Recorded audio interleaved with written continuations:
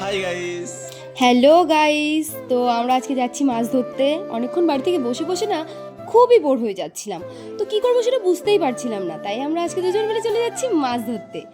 তো ওখানে গিয়ে অনেকটা মাছ ধরবো, জানি না এখন কতটা কি হবে। আজকের ওয়েদারটাও দেখো কত সুন্দর, আর এখান থেকে তো পুরো কাদায় আমরা যেতেই পাচ্ছিলাম না, এত কাদা ছিল না রাস্তায়, কি বলবো। তো যাই হোক, সেটা পার করে আমরা চলে এসেছি। দেখো এত সুন্দর জায়গাটা না, একদম পুরো শান্তি জায়গাটায়। তো চট পাচ্ছে, আমরা এবার বসবো ওখানে, দেখি কেমন সুন্দর লাগছে। দেখো গাইস, জায়গাটা ওয়েদারটা খুব সুন্দর ছিল।